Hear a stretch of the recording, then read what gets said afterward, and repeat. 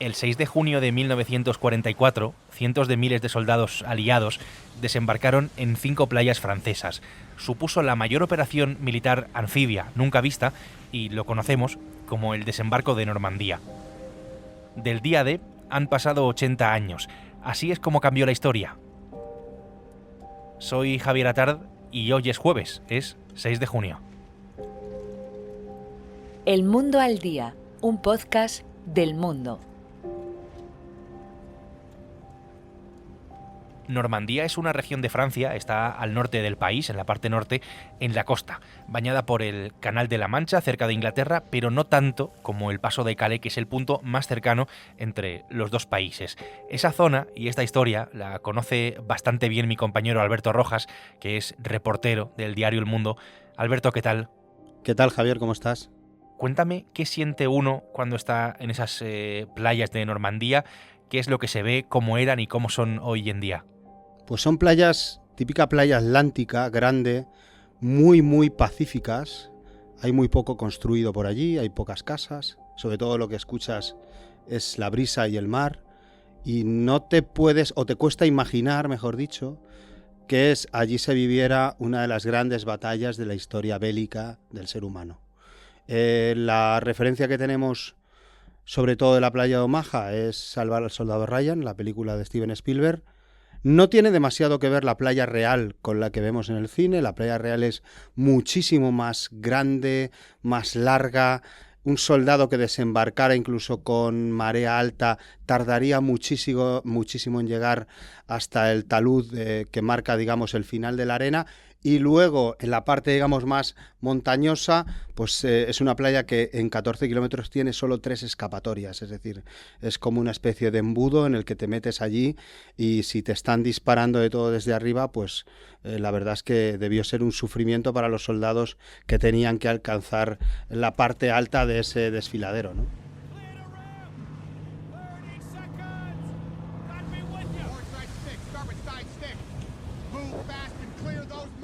El desembarco, esa llegada a tierra desde el mar a través de las embarcaciones, se produce en 5 playas de Normandía. Cada una, por cierto, recibe un nombre en clave.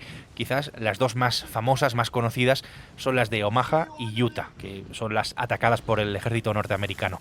En la primera oleada, más de 150.000 soldados norteamericanos, británicos, canadienses y de otros países aliados desembarcan en botes y en lanchas. Claro, al otro lado les están esperando 40.000 alemanes, pero antes se tienen que enfrentar a varias cuestiones. La primera es la fuerza de las olas, la segunda son los vómitos, fruto de los mareos, e incluso también la tercera es el peso de sus propios equipos. Llevan unos 35-40 kilos de peso encima. Y para rematar están las balas y está toda la munición con la que lo reciben los alemanes desde las fortificaciones, Alberto, y desde los búnkeres.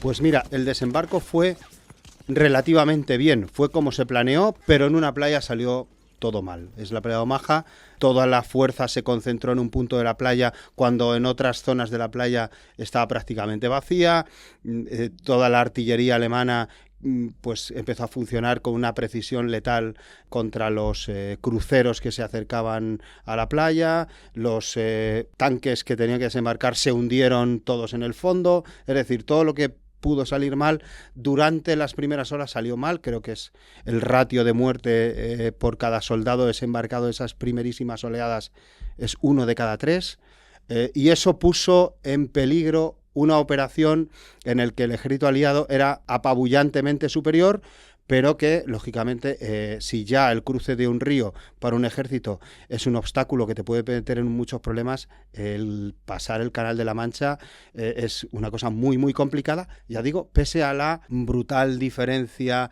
que había ya entre los dos ejércitos.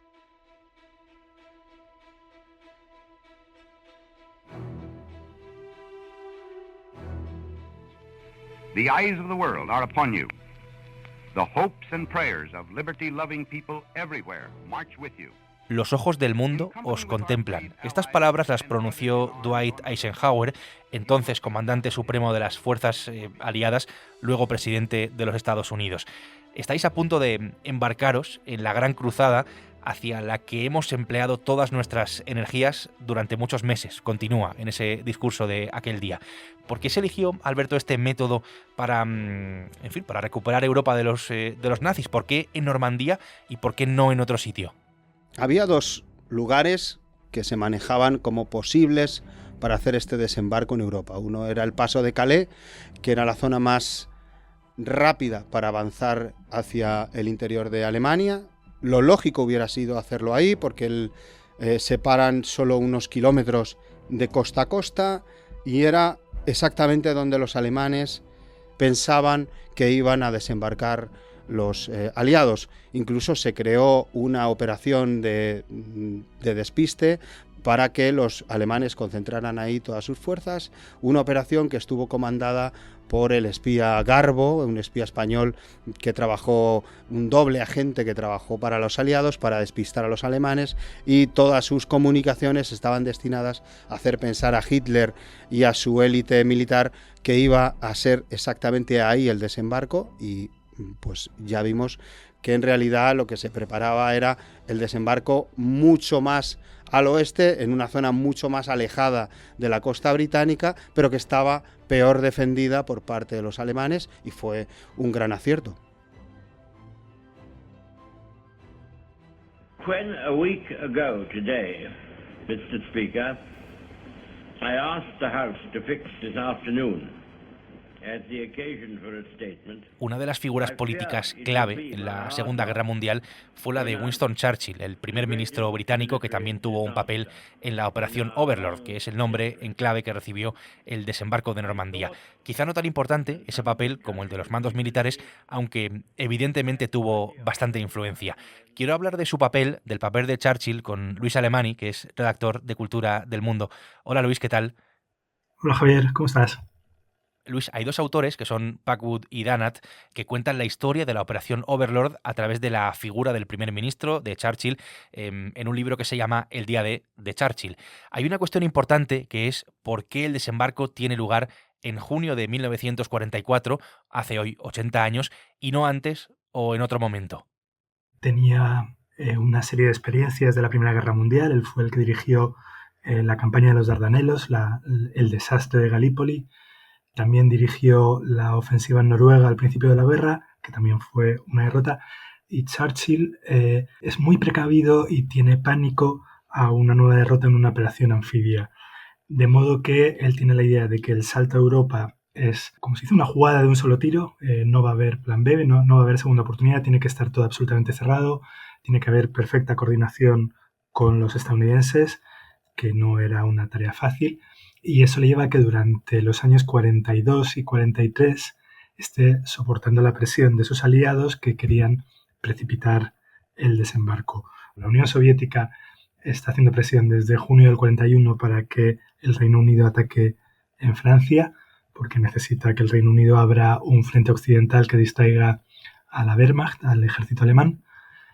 Y respecto a Estados Unidos, también tiene que hacer una tarea de diplomacia muy complicada, porque en Estados Unidos había una tendencia, una gran parte del ejército y la opinión pública que pensaba que Estados Unidos debía hacer la guerra en el Pacífico, porque al fin y al cabo era Japón el país que había agredido a su ejército en Pearl Harbor. El gran éxito diplomático de Churchill es, uno, convencer a Roosevelt, a Estados Unidos, de que la guerra se gana en Europa, y dos, soportar la presión de Stalin, que además fue encantador con Churchill y zalamero, para no precipitar una operación hasta que no tuviese certeza de que la iba a ganar. La certeza dependía, primero, de haber ganado antes la batalla del Atlántico, que garantizaba el flujo de bienes y de personal desde Estados Unidos hasta el Reino Unido, y dos, tener una supremacía cierta en la batalla de los aires. Cuando se habla del retraso, del momento elegido, ¿no?, para el desembarco, hay una corriente que le atribuye a Churchill ciertos tics aislacionistas. Se dice que solo le interesaba el Imperio Británico y que, en fin, pues tampoco le importaba tanto, ¿no?, la guerra en el continente. ¿Hasta qué punto, Luis, es verdad esta cuestión? Churchill es un nacionalista imperial, ni siquiera es un nacionalista inglés. Su medida moral del mundo es lo que es el bien del Imperio Británico es el bien. Dicho esto, Churchill no era tampoco alguien que careciera de un sentido del bien común internacional. Churchill era hijo de una mujer que era a medias francesa, a medias estadounidense, se sentía muy vinculado con Francia y la caída de Francia en 1940 fue muy dolorosa para él personalmente. Durante toda la guerra trabajó con bastante generosidad para restablecer la República Francesa, y si demoró la operación no fue por una cuestión mezquina, porque no fuese en el interés del Imperio Británico esa operación, sino porque realmente creía que no había margen de error, que esa batalla había que ir con todas las cartas ganadoras desde el principio. Luis, gracias. Feliz de escucharos siempre. Un abrazo.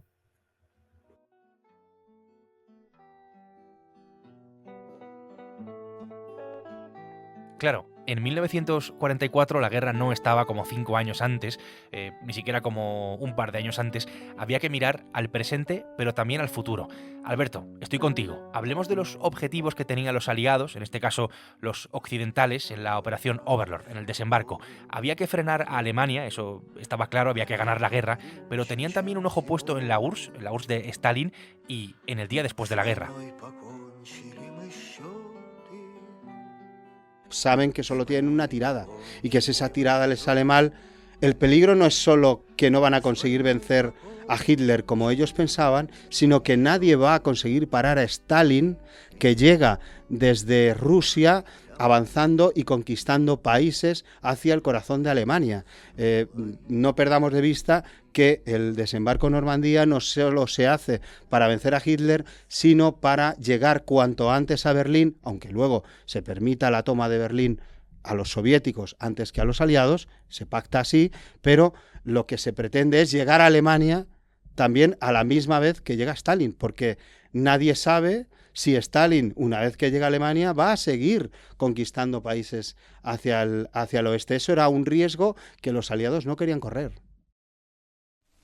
Meine Arbeit für richtig hältst, ob du glaubst, dass ich fleißig gewesen bin, dass ich gearbeitet habe, dass ich mich in diesen Jahren für die... Alberto, hablemos de las consecuencias del desembarco, porque se dice que para junio del 44 Adolf Hitler ya tenía perdida la guerra, Alemania tenía perdida la guerra, principalmente por el desgaste en el frente ruso. Esto no sé hasta qué punto es verdad, la cuestión de la situación de la Alemania nazi, pero la cuestión es que el día D cambió sin duda la Segunda Guerra Mundial. Costó miles de vidas, eso es cierto, pero también es cierto, y muy cierto, que aceleró el final de la guerra. Por supuesto, yo no sé si en ese momento Hitler está totalmente vencido, pero su fuerza es claramente declinante.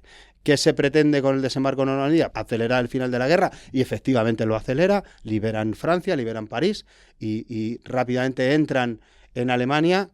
Todavía van a tener algunos problemas, como por ejemplo la batalla de las Ardenas, pero en ese momento ya Alemania es una fuerza declinante, ya no consiguen levantar el vuelo y acaba pues ocupada y dividida por los 4 aliados que le ganan la guerra. Al cambiar la guerra, al acelerar su final y decantarlo hacia el lado de los aliados, el desembarco de Normandía cambió el curso de la historia, definió el mundo, Alberto, de la posguerra hasta nuestros días. El desembarco de Normandía determina totalmente el final de la Segunda Guerra Mundial y la Guerra Fría, porque permite a los aliados llegar a Alemania, llegar al corazón de Alemania y llegar a Berlín, y determina la creación de 2 bloques, el bloque democrático liberal de Europa Occidental y el bloque socialista de la URSS y sus aliados orientales, ¿no? Y ese es la Europa en la que luego hemos crecido, y hemos ido viendo como todos esos países que eran vecinos de la Unión Soviética y por tanto estaban bajo su control, todos han ido pasando a este bando, digamos, de la Unión Europea y de la OTAN. De hecho, bueno, pues la guerra de Ucrania viene un poco de ahí, ¿no? De ese intento de liberarse del yugo de Moscú, que todavía sigue siendo poderoso en toda esa zona, y que el Kremlin no permite que Ucrania pues cambie de bando, ¿no? Pues todo esto es lo que pasó en aquellas playas de Normandía, aquellos días de junio de 1944, hace hoy 80 años. Así es como cambió el mundo y así es como cambió la historia hasta el día de hoy. Alberto, gracias por esta charla y gracias por ayudarnos a recordar y a entender también lo que pasó. Gracias a ti. El Mundo al Día es un podcast, ya lo sabes, que puedes escuchar en elmundo.es, en nuestra web, y en las principales plataformas de audio en las que tienes la opción de suscribirte. Alberto Rojas y Luis Alemany han hecho posible hoy este episodio. Nosotros volvemos mañana, será viernes, y aquí estaremos con una nueva historia. Hasta entonces, gracias y saludos de Javier Atard. Has escuchado El Mundo al Día, un podcast del Mundo.